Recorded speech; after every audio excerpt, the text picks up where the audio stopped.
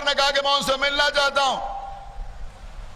एहतिमाम हुआ, आन बान शान के साथ विलायत अमीर अल मोमिनीन का सिपाही है सैयद हुसैनी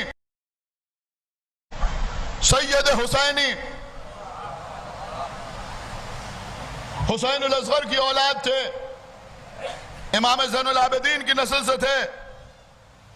ये जो बहुत से लोग होते हैं ना सादात, जो अपने को हुसैन ही लिखते हैं, ये इमाम हुसैन की वजह से नहीं लिखते। हुसैन अल असगर जो इमाम ज़ैनुल आबिदीन के बेटे थे, उनकी औलाद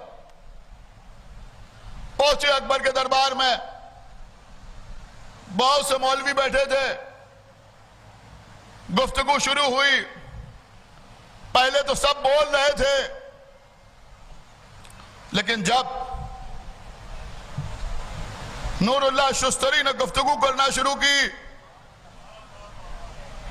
तो ऐसा लगा कि सूरज निकल आया, सितारे गायब हो गए।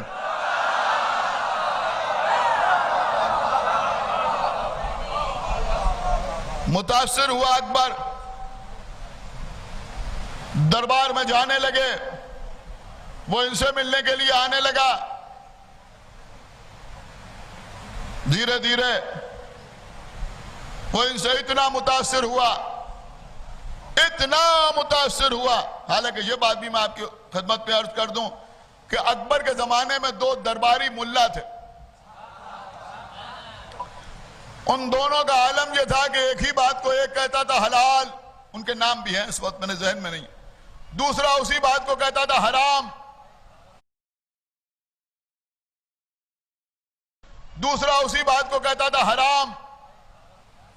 इन दोनों मुल्लाओं की वजह से बादशाह अकबर परेशान था। अब वो समझता था कि इनमें एक किसी बात को हलाल कहता है, दूसरा हराम कहता है, क्या किया जाए। तो इनसे परेशान होकर उसने ये चाहा एक नया मजहब इजाद किया जाए। सुने, लेकिन जब काजी साहब से ताल्लुक हुआ तो वो फिर दीन की तरफ धीरे धीरे वापस आने लगा। फिर उसने काजी नूरुल्लाह शुस्तरी को काज़ीउल कुज़्ज़ात बनाया। सुने मेरी बात, काज़ीउल कुज़्ज़ात बनाया। काज़ीउल कुज़्ज़ात का मतलब क्या है? Chief justice. सुने आप, ये जिनको आप सुनते हैं ना शहीद सालिस, ये क्या थे? Chief justice of India.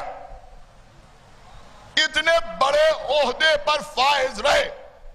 अब ये जुमला यहां बैठे हुए हजरात, बाहर बैठे हुए हजरात, या जो धूप पे खड़े हुए मजलिस सुन रहे हैं, वो सब सुने। इससे बेहतर अभी तक मैंने कोई जुमला नहीं बोला है। आपकी खिदमत में अर्ज कर रहा हूं, इतने बड़े ओहदे पर फाइज होने के बावजूद काजी नूरुल्लाह शुस्तरी जाहिर बजाहिर शिया रहे।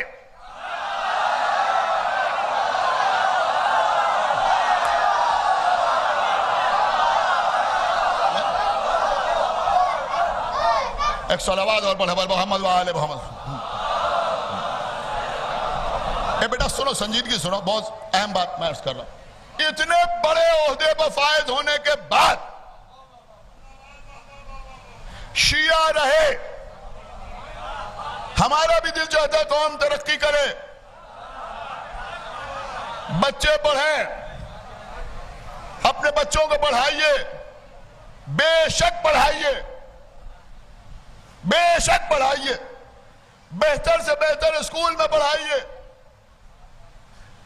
अच्छे से अच्छे स्कूल में पढ़ाइए, खाना कम खाइए, बच्चों की फीस पर ज्यादा खर्च कीजिए।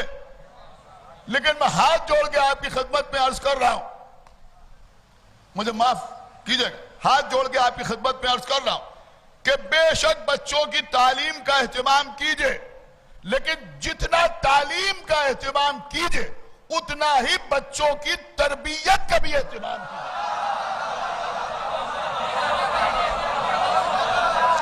एक सलावत पढ़े बर मोहम्मद वाले मोहम्मद।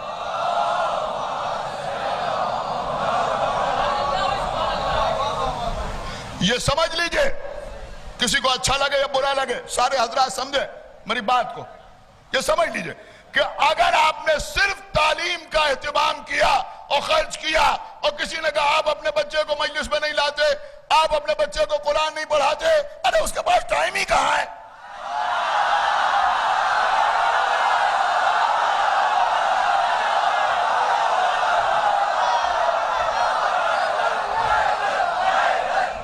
समझ लीजिए मेरी बात।